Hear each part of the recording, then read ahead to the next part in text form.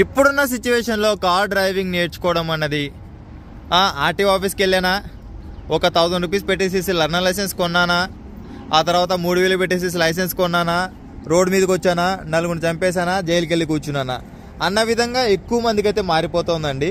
Driving అన్నది మీరు mistake చేసినా, ఎదుటివారు మిస్టేక్ చేసినా అక్కడ బలయ్యేదైతే ఏదో ఒక ప్రాణం అయితే బలవుతుంది. సో దట్ డ్రైవింగ్ నేర్చుకునేప్పుడే ప్రాపర్గా నేర్చుకోండి. రోడ్ సైన్స్ గురించి కూడా తెలుసుకోండి, ట్రాఫిక్ రూల్స్ గురించి కూడా తెలుసుకోండి. అండ్ ఇవాళ తెలుసుకున్న తర్వాతే డ్రైవింగ్ అనేది అయితే నేర్చుకోండి. అండ్ ఇవాళ మన కాన్సెప్ట్ ఏంటి అంటే ట్రాన్స్మిషన్. ఇదేదో కొత్త పేరా? ఓకే, ట్రాన్స్మిషన్ అంటే తెలీదు. ఓకే, ట్రాన్స్మిషన్ అంటే ట్రాన్స్ఫార్మర్ అంటే ఏంటి? ట్రాన్స్ఫార్మర్ అంటే ఏంటి? పవర్ సప్లై ట్రాన్స్ఫర్ చేస్తుంది కాబట్టి దాన్ని మనం ట్రాన్స్ఫార్మర్ అంటున్నాం. ట్రాన్స్మిషన్ అంటే ఏంటి అంటే ఇంజన్ నుంచి వస్తున్న ఎనర్జీని వీల్కి ట్రాన్స్ఫర్ చేస్తుంది. అర్థమవుతుందా? ట్రాన్స్ఫర్ చేస్తుంది కాబట్టి దాన్ని మనం ట్రాన్స్మిషన్ అంటున్నాం. అక్కడేమంటున్నాం? ట్రాన్స్ఫార్మర్ అంటున్నాం. క్లారిటీనా? రెండింటి వరకు ఒకటే. అక్కడ సింగిల్ ఫేజ్కి ఎంత పంపించాలి, 2 ఫేజ్కి ఎంత పంపించాలి, 3 ఫేజ్కి ఎంత పంపించాలని చెప్పేసి ఎలాగైతే సపరేట్ చేసి సాగ్రిగేట్ చేసి పంపిస్తుందో in the same way. I mean ఇది కనుక కరెక్ట్ కాకపోతే నన్ను క్షమించండి. మేబీ ఎగ్జాంపుల్ కోసం మాత్రం నేను దీన్ని వాడుకుంటున్నా. ఇందులో కూడా మనకు ఓవరాల్గా గేర్స్ ఎన్ని ఉన్నారా నాన్న? 6 గేర్స్ ఉన్నాయి. ఓకేనా? అండ్ మనం ఏం చేస్తున్నాం? ఫస్ట్ గేరు స్లోగా ఉన్నప్పుడు తీసుకుంటున్నాం. అంటే ఇనిషియల్గా కంప్లీట్గా ఆగి ఉన్నప్పుడు మనం ఫస్ట్ గేర్ తీసుకుంటున్నాం. ఇక్కడ మనం ఎందుకు ట్రాన్స్మిషన్, ఇది వచ్చేసి మనకు మాన్యువల్ ట్రాన్స్మిషన్, మాన్యువల్గా మనం యూజ్ చేస్తాం కాబట్టి దీన్ని మనం మాన్యువల్ ట్రాన్స్మిషన్ అని చెప్పేసి అంటున్నాం. ఓకే, ట్రాన్స్మిషన్ అంటే అర్థమైంది కదా. మాన్యువల్ ట్రాన్స్మిషన్ అంటే ఏంటి? మాన్యువల్గా ఆపరేట్ చేస్తాం కాబట్టి. ఆటోమేటిక్ ట్రాన్స్మిషన్ అంటే ఏంటి? ఆటోమేటిక్గా గేర్స్ వాటినంత అవే పడతాయి కాబట్టి ఆటోమేటిక్ ట్రాన్స్మిషన్ అంటే అంటాం. అండ్ స్కూటీ వచ్చేసి ఏంటో తెలుసా? CVT. అందులో కూడా ట్రాన్స్మిషన్ ఉంటుంది. CVTలో ఒక బెల్ట్ ఉంటుంది. ఇంజన్ నుంచి వచ్చే ఎనర్జీ మనకి వీల్కి కనెక్ట్ అవ్వాలంటే ఇది కావాలి కదా. స్కూటీలో కూడా క్లచ్ ఉంటుంది. ఉంటాయి, గేర్స్ ఉంటాయి. అవును, గేర్ అన్నది స్పీడ్ని బట్టి ఆటోమేటిక్గా షిఫ్ట్ అవుతూ ఉంటుంది. ఎగ్జాక్ట్లీ. మీకు ఒక ఎగ్జాంపుల్ ఇవ్వనా? సరే, ట్రాన్స్మిషన్ అంటే ఎందుకు వాడతాం ఏంటని చెప్పేసి ఇందా చెప్పా. ఎప్పుడు ఎంత అంటే ఏ గేర్ అన్నది అంటే ఇంజన్ నుంచి వస్తున్న ఎనర్జీని ఎప్పుడు ఎంత ట్రాన్స్ఫర్ చేయాలి అన్నది మనం ఇక్కడ డిసైడ్ చేస్తూ ఉన్నాం. ఓకేనా? ఎగ్జాంపుల్ తీసుకుందామా? ఓకే, మా ఇవ్వు నాన్న, పుల్ ఇవ్వు. ఓకే, నెక్స్ట్ వాటర్ బాటిల్ తనకే ఇచ్చేసి. మొబైల్ తనకివ్వు. బుక్. డాక్టర్ గారు ఫస్ట్ చిన్న కర్ర పుల్ల తీసుకున్నప్పుడు ఎంత ఎనర్జీ ఇచ్చారు? Very light. అంటే మనది ఆటో ట్రాన్స్మిషన్. మన మైండ్ క్యాల్కులేట్ చేసేసి ఇక్కడ ఇచ్చేస్తుంది. అంటే దానికి సంబంధించిన క్యాల్కులేషన్ తెలుసు మన మైండ్కి. ఓకేనా? బట్ ఇక్కడ మనం వెహికల్ని ఇంకొక దాన్ని మనం నడిపిస్తున్నాం కాబట్టి దీనికి మనం ఖచ్చితంగా మన ప్రమేయంతో మనం డ్రైవ్ చేయాల్సి ఉంటుంది అనమాట. ఓకేనా? నెక్స్ట్ బాటిల్ పట్టుకున్నప్పుడు ఎంత ఎనర్జీ ఇచ్చారు? కొంచెం పెంచారు. మొబైల్ పట్టుకున్నప్పుడు పెరిగింది. బుక్ పట్టుకున్నప్పుడు ఇంకా పెరిగింది. అంటే ఎప్పుడు ఎంత అన్నదానికి క్లారిటీ ఇవ్వాలంటే మన వెహికల్ కంప్లీట్గా ఆగి ఉంది నాన్న. ఆగి ఉన్నప్పుడు ఎప్పుడు అంటే ఆగి ఉన్నప్పుడు ఎంత ఎనర్జీ కావాలి? నార్మల్ ఆగి ఉన్నప్పుడు వెహికల్ మూవ్ అవ్వాలంటే ఎక్కువ ఎనర్జీ కావాలి. అప్పుడు ఏం చేయాలి? బండోడు కావాలి. బండోడు ఎవరు ఇక్కడ? First gear.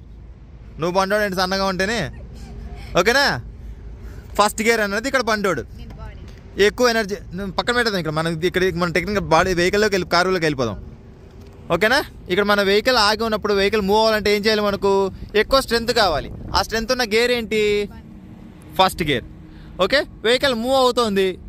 Vehicle wait speed వెళ్ళిన తర్వాత వెహికల్ వెయిట్ తగ్గుతుందా పెరుగుతుందా? తగ్గుతుంది. తగ్గినప్పుడు సెకండ్ గేర్ షిఫ్ట్ చేసుకుంటాం. ప్రతి గేర్కి ఒక మినిమం స్పీడ్ ఉంటుంది, అదేవిధంగా దానికి ఒక మ్యాక్సిమం స్పీడ్ ఉంటుంది. బట్ ఫస్ట్ గేర్కి మినిమం స్పీడ్ ఉండదు, because of it's starting from the zero. Zero is minimum, zero is not minimum, 0.1 is minimum.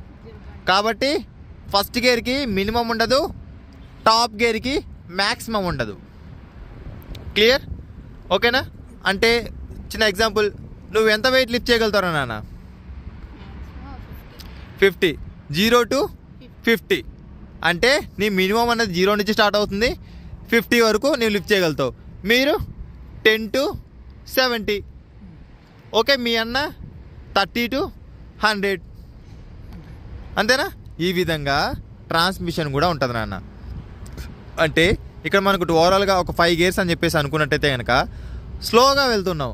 అప్పుడు మనకు కావాల్సింది ఏంటి? ఎక్కువ ఎనర్జీ కావాలి. ఎక్కువ ఎనర్జీ కావాలన్నప్పుడు ఏం చేస్తాం మనం?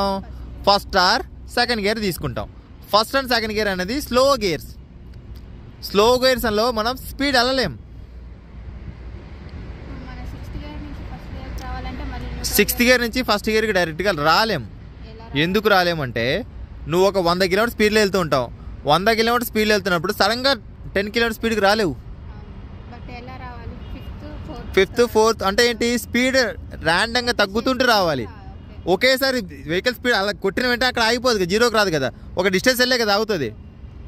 అర్థమైందా doctor? Any doubts? Manual transmission అంటే ఏంటి? ఇక్కడ మాన్యువల్గా ఆపరేట్ చేసే ట్రాన్స్మిషన్. ట్రాన్స్మిషన్ అంటే ఏంటి? ట్రాన్స్మిషన్ అంటే ఏంటి? ఇందాక చెప్పాను కదా, ఇంజన్ నుంచి వస్తున్న ఎనర్జీని వీల్కి ఎప్పుడు ఎంత, ఆగినప్పుడు ఎంత, వెహికల్ మూమెంట్లో ఉన్నప్పుడు ఎంత, స్పీడ్గా ఉన్నప్పుడు ఎంత, స్లోగా ఉన్నప్పుడు ఎంత. క్లారిటీ వచ్చిందా ఇద్దరికి? మా మేడం మరి మీకు ఓకేనా? ఎస్. 100 స్పీడ్లో ఇక్కడ నుంచి అది మినిమం ఒక ఆటో ఉంది కదా, అంత దూరం అదే 6th గేర్లో వెళ్తాం. అక్కడికి వెళ్ళేసరికి చాలా స్లో చేశాను, ఒక 30కి 20కి వచ్చేసి. అప్పుడు డైరెక్ట్గా నేను సెకండ్ గేర్కి రావచ్చు. స్లో ఒక్కటే చెప్పా, నుంచి డైరెక్ట్ చిన్న క్లారిటీ ఇస్తున్నా. ఇప్పుడు ఈ అమ్మాయి వెయిట్ ఎంత లిఫ్ట్ చేయగలుగుతుంది? ఒక 30 కిలోస్ అనుకుందాం. 30 కిలోస్. ఈ అమ్మాయి ఎక్కువ స్పీడ్ పరిగెడుతుందా, మీరు ఎక్కువ స్పీడ్ పరిగెడతారా? అంటే ఈ అమ్మాయి ఎక్కువ స్పీడ్ పరిగెడుతుంది. ఎందుకంటే వెహికల్ వెయిట్ తక్కువ ఉన్నప్పుడు అంత ఎక్కువ ఎనర్జీ ఇవ్వాల్సిన పని లేదు, ఓకేనా? మీరు పరిగెత్తారు అనుకోండి, ఎనర్జీ ఎక్కువ లాస్ అవుతుంది, మీ బాడీ వెయిట్ని మొత్తం ఎక్కువ లాగడానికి. ఆ అమ్మాయికి ఎనర్జీ తక్కువ లాస్ అవుతుంది. అందుకోసమే మనకు లోయర్ గేర్స్లో ఉంటే ఎక్కువ ఫ్యూయల్ కన్జంప్షన్ అని చెప్పేసి వస్తుంది, అదే హయ్యర్ గేర్స్లో ఉంటే మైలేజ్ ఎక్కువ వస్తుంది. ఓకేనా? ఇప్పుడు మీరు అడిగిన క్వశ్చన్ ఏంటి? నేను 100 కిలోమీటర్ స్పీడ్ నుంచి 30కి వచ్చాను అన్నారు. 30కి వచ్చారు ఏంటి? ఎప్పుడు క్లచ్ నొక్కారు, బ్రేక్ నొక్కారు, 30కి వచ్చేసింది. 30కి వచ్చినప్పుడు అక్కడ మనకు క్యారీ చేయగలిగే gears second, third. 6th gear నుంచి డైరెక్ట్గా 3rd గేర్కి రావచ్చు. 6th గేర్ నుంచి న్యూట్రల్, 6th గేర్ నుంచి న్యూట్రల్ నుంచి 3rd. ఓకే, 6th గేర్ నుంచి ఫస్ట్ గేర్ కూడా రావచ్చు. ఎప్పుడు? 100 కిలోమీటర్ స్పీడ్ నుంచి వెహికల్ 10 కిలోమీటర్ స్పీడ్కి వచ్చినప్పుడు. 10 కిలోమీటర్ స్పీడ్కి ఎప్పుడు వస్తుంది? ఫస్ట్ మనం వెహికల్ ఆపడానికి ఏం చేయాలి?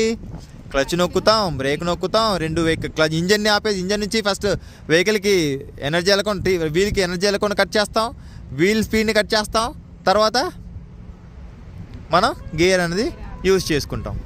క్లియర్? ఓకేనా? రైట్. ఇక మనం నెక్స్ట్ ప్రాక్టికల్గా స్టార్ట్ చేద్దామా? సో దట్ ఇవాళ మనం థియరిటికల్గా నేర్చుకున్నాం కాబట్టి మొత్తం ఇదంతా మీ మైండ్లో సేవ్ అవ్వడానికి ఇవాళ నేను ప్రాక్టికల్ క్లాస్ ఇవ్వను. బికాజ్ ఆఫ్ ఇప్పుడు నేను ప్రాక్టికల్ క్లాస్ ఇచ్చాను అనుకో, కొంచెం టెన్షన్ అనేది, నర్వస్నెస్ అనేది ఖచ్చితంగా ఎక్కడో చోట ఉంటుంది. ఆ నర్వస్నెస్ వల్ల, టెన్షన్ వల్ల ఏమవుతుందంటే ఇప్పుడు నేను చెప్పిన థియరీ ఏదైతే ఉందో పుష్పటాక్ గాలికి వేసిపోతుంది. క్లియర్? అర్థమైందా? సో ఇవాళ మనం ఏదైతే థియరీ నేర్చుకున్నామో ఒక్కసారి మీరు రిమైండ్ చేసుకోండి. రేపు నేను ప్రాక్టీస్ చేసేప్పుడు ఇవి అడుగుతా, అదేవిధంగా మీరు నాకు ప్రాక్టీస్ చేస్తూ మీరు నాకు చెప్పాలి. ఓకే? క్లియర్? సో ఈ మాన్యువల్ ట్రాన్స్మిషన్ గురించి మీకు కూడా ఒక క్లారిటీ వచ్చిందని చెప్పేసి అనుకుంటూ ఉన్నా. అండ్ నా వీడియోస్ మీకు ఎలా అనిపిస్తున్నాయి ఏంటి, ఎక్కడైనా సుత్తిగా అనిపిస్తుందా, లాగీగా అనిపిస్తుందా ఏంటి అన్నది కూడా మీకు ఒకసారి కింద కామెంట్ సెక్షన్లో కామెంట్ చేయండి.